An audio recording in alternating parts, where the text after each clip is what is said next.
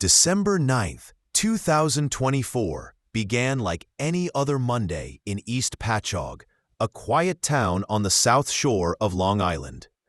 The air was crisp with the bite of winter, but the streets were calm, ordinary. Frank Gervasi, a 44-year-old electrician and single father of two, packed his tools and left home by 7 a.m. His daughter, Emma Ray, had the day off school due to teacher conferences. She was just 14 years old, bright, imaginative, and fiercely independent. That morning, she'd promised to stay inside, work on her English paper, and maybe bake something. Her latest obsession was banana bread. Frank kissed her on the forehead before he left, like he always did. By 3:30 p.m., when he tried calling her, there was no answer. At first, he assumed she had her headphones in. Emma Ray loved music. But when he texted her and the message remained unread, a knot began to form in his chest. Something didn't feel right. By 4 p.m., Frank had left a job site early, unheard of for him, and rushed home. The front door was locked. Inside, the house was still. Emma Ray's backpack was by the couch. Her phone charger was plugged in. But her phone? Missing. Her coat? Gone too. And the banana bread ingredients were untouched on the counter. Frank's hands began to shake. By 4:15, he had called her friends. By 4:30, he was dialing 911. The Suffolk County Police arrived within the hour. A missing persons report was filed. But she hadn't been gone long enough, they said, to trigger an Amber Alert. Maybe she just needed some space, one officer offered. Teams do that sometimes. But Frank knew his daughter. She wasn't impulsive. He wasn't reckless. She never went anywhere without texting him, ever. She didn't run away, he said. Something happened to her. The next 48 hours were a blur of questions and frustration. The police knocked on doors.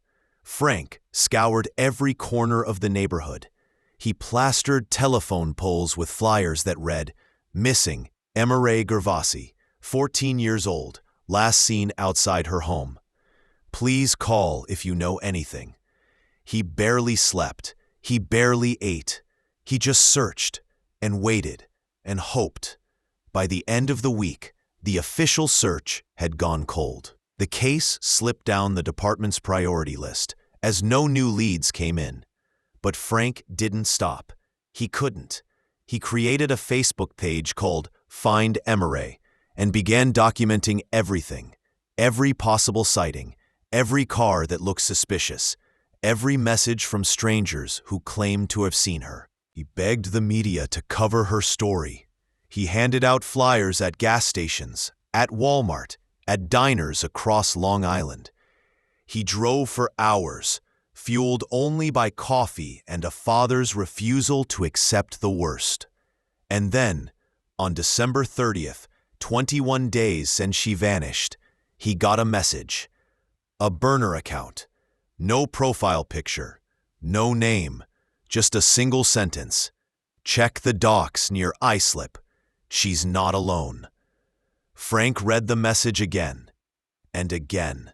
His heart thundered in his chest. Check the docks near Islip. She's not alone. He didn't know who sent it.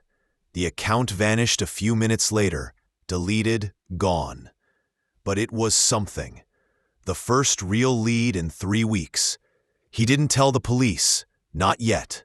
He didn't want to risk losing time to protocol. Every second mattered. By 6:00 p.m. that evening, Frank was driving west down Sunrise Highway, the icy wind howling against his truck as he pushed past speed limits. The docks at Islip weren't far, just 30 minutes from East Patchogue, but the roads were slick, the sky darkening, and every minute felt like a knife pressing deeper into his ribs. He didn't know what he expected to find, but he brought his flashlight and his crowbar. The Islip Marina was almost deserted. It was off-season, most boats covered and dormant under tarps and snow. The wind off the Great South Bay sliced through him like glass. He moved methodically, boat by boat. Most were empty, locked, silent. But toward the far end of the dock, near a faded blue sailboat, the Morning Star, he noticed something.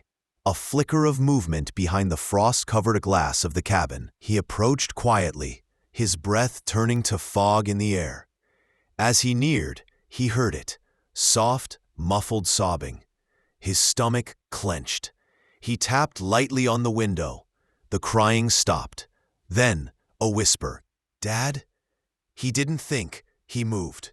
The door was locked, but the latch was old, rusted. One yank with the crowbar snapped it. He climbed in, and there she was. Emma Ray, eyes swollen, cheeks sunken, but alive. She threw herself into his arms, trembling. Frank held her like he would never let go again. She couldn't stop crying. Neither could he. "I didn't know if I'd ever see you again," she whispered. He wrapped his coat around her and cradled her close. "You're safe now, baby. I've got you. I'm here." But behind them, footsteps thudded on the dock. Frank turned. Two shadows approached the boat. One tall, one heavier. He told her to hide in the corner of the cabin. He grabbed the crowbar again. The two men stepped onto the boat without hesitation, like they owned it. The taller one, later identified as Francis Buckheit, age 64, froze when he saw Frank. The other, Bunis Knight, tried to run. Frank swung the crowbar wide, catching Buckheit in the ribs. Knight stumbled, slipped, and landed hard on the dock. Frank shouted for help. Lights from another boat flickered on. A man shouted in the distance, and soon, sirens. When Suffolk County Police arrived, Frank was standing between his daughter and the two suspects, refusing to move. Officers arrested Buckheit and Knight on the spot. They found restraints, narcotics, and forged IDs aboard the sailboat. Emma Ray had been held captive for 26 days. She'd been lured from the street, drugged, and hidden in plain sight, in a docked boat, just miles from home. She was taken to the hospital. Frank rode in the ambulance with her, holding her hand the whole way. She never let go. The hospital room was small, sterile, and lit with a pale, quiet light. Frank sat by Emma Ray's bedside, holding her hand, barely blinking. Her skin was pale and bruised, her voice hoarse from days of silence. Doctors and nurses came and went, speaking in hushed tones, examining their injuries. She'd lost weight, nearly 15 pounds. She'd been restrained, gagged at times, and worst of all, drugged to keep her compliant. But the toxicology report confirmed a miracle. No signs of long-term physical assault. Her father's arrival had cut the horror short. Still, the psychological wounds ran deep. Emma Ray barely spoke the first day. Just one word: home. By the second day, media vans gathered outside the hospital. Reporters shouted questions. Headlines blared. Dad rescues daughter from docked boat after 26 days missing. Hero father tracks down kidnapped teen on his own. 2 arrested in shocking Long Island abduction case. Frank didn't care about the cameras. He just wanted to keep her safe. When the police visited the hospital room, Frank stood between them and his daughter. "Talk to me first," he said. "She's a child. She's been through hell." Detectives questioned him for hours. How did he find the boat? Why didn't he call them first? Frank answered without hesitation, "Because if I had waited, she might not be here." Over the next week, the case unraveled publicly. Francis Buckheit had a long criminal record, including prior arrests for luring minors and attempted assault. He'd been living in and out of motels, occasionally squatting in abandoned boats. Bunis Knight was his girlfriend, a 47-year-old with a history of petty crimes and manipulation. According to police, she acted as the safe face to lure young girls. She had approached Emma Ray near the front gate that day, claiming to be a friend of Frank's, and Emma Ray had believed her. For just a moment. That moment had nearly cost her everything. But now she was safe. Now she was home. On January 5th, Frank brought Emma Ray back to their house in East Patchogue. Neighbors cried. Strangers left flowers. Banners were taped to trees. Welcome home, Emma Ray. Frank stood on the porch, his arm around her shoulder. He didn't say much to the cameras. Just this: she's strong, stronger than anyone I know, and I won't let her out of my sight again. In private, the nights were hardest. Sometimes Emma Ray would wake up screaming. Other times she'd sit silently in the living room, staring out the window for hours. Frank stayed by her side. He cooked. He cleaned. He turned off the TV when the news came on. He let her talk when she needed to, and held her when she couldn't find the words. One night, weeks later, she whispered, "I don't want to be afraid forever." "You won't be," he said. "We'll get through this, together." January faded into February, and the cold Long Island winds gave way to the bitter chill of court proceedings. Frank didn't want to relive it. Neither did Emma Ray, but justice demanded it. Francis Buckhait and Bunis Knight were charged with felony kidnapping, unlawful imprisonment, drugging a minor, and intent to cause harm. Prosecutors pushed for the harshest penalties allowed under state and federal law.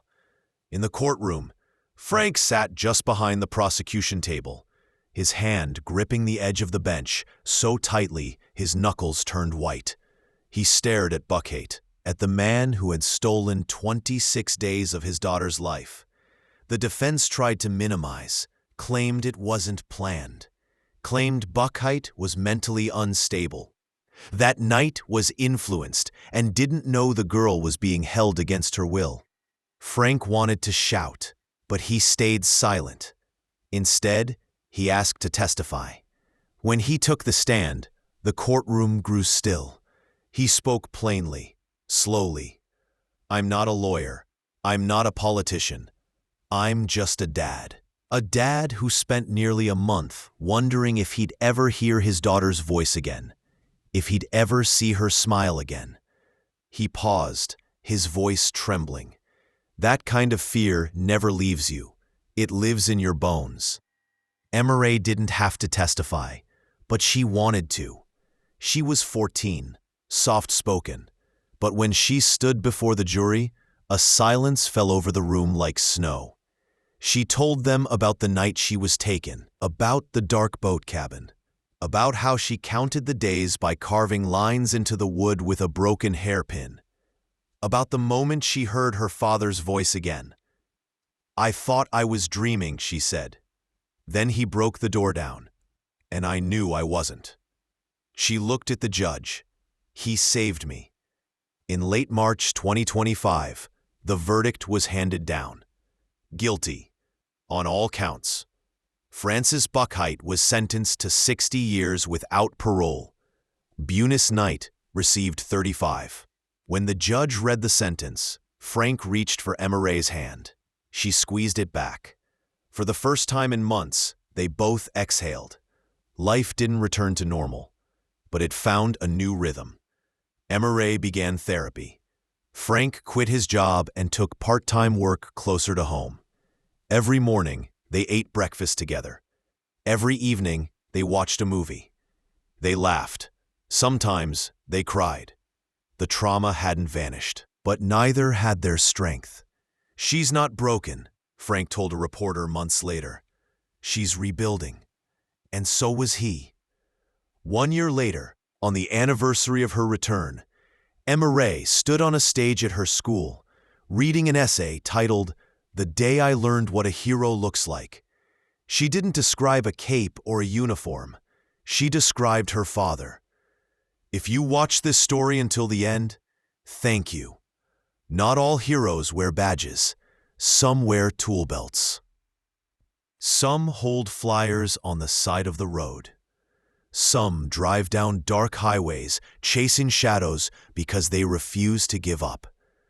Frank Gervasi never stopped. He's proof that love, relentless, unwavering love, can fight back against even the darkest kind of evil. If this story moved you, please like, subscribe, and share your thoughts in the comments. Your support helps stories like this reach the people who need to hear them, because someone out there is still searching, and they need hope.